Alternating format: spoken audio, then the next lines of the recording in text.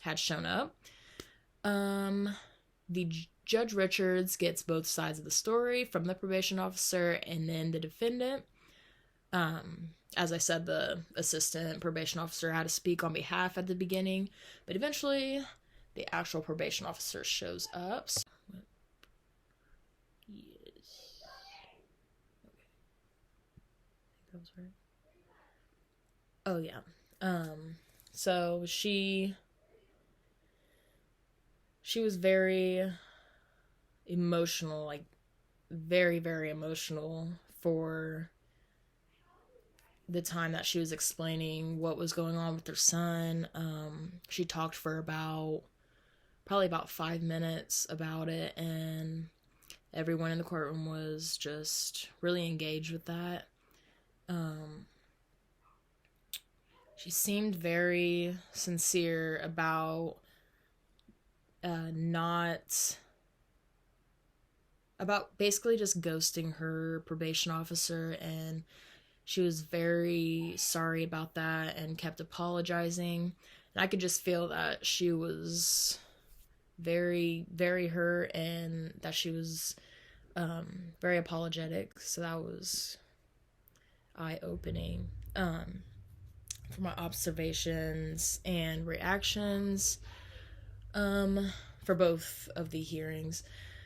It was very formal, like I thought. The judge didn't seem to have much of a reaction besides with Kathy. He seemed very stern with his own feelings, like he wasn't, like, it was just those feelings and they're not gonna be changed. I feel like the courtroom itself had more like set structure, so they didn't really get off track as well. The courtroom atmosphere was not as dramatic as depicted in TV as I've seen. I feel like on TV they add like a whole bunch of other stuff that makes it more dramatic. I mean, if you're watching TV, it's obviously how it's going to be, like with music and all of that. But yeah, I did not see it as dramatic as it is on TV. The physical setting did not really have an effect. Since there wasn't any audience in the courtroom, I felt like it was easier to get through all the information. I just said that twice, sorry. Yeah, it was easier to get through the information, and it made it more effective, I feel like. So, yeah.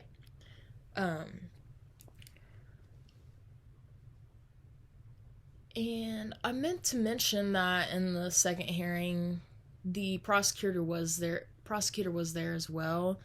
In the probation violation, he did not say a word. I'm pretty sure. No, he did not.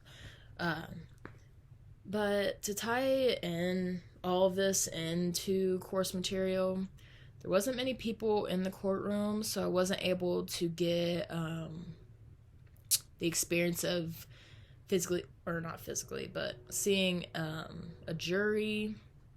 I feel like that would have been nice, but I couldn't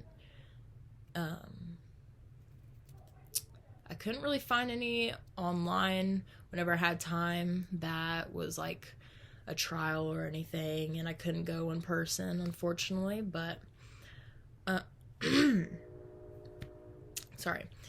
For another tie into the course material, I was thinking about the focal concern theory of Judge for the second defendant, who was Kathy.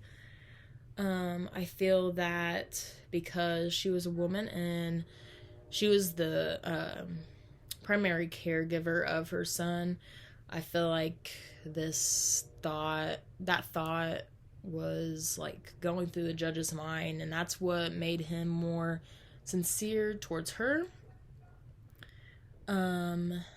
And then the right of counsel. The judge made sure to bring up the right of counsel to both defendants, obviously. And that was like the one thing he made sure that the defense like really understood what would happen if they did have or did want an attorney or did not. The girl, Kathy, did not want an attorney, so that was another thing that I saw as well. For my thoughts, I felt like both were fair outcomes, especially for Kathy, because for some reason I felt like really apathetic to her. I could tell that she really wants help and really knows that she needs the help. And with her son being sick and watching her cry, I get emotional. So I felt like I got really close. I just had a connection with her for some reason, just over the screen. But yeah, I really liked listening to her case. Another thought of mine for both of these were a need for a better understanding on the judge's part, especially for the first one because he had a mental disability, and I feel that all judges or any courtroom actor needs to have this and be able to understand the different aspects of people's minds and character, and because not everybody's going to be the same, obviously.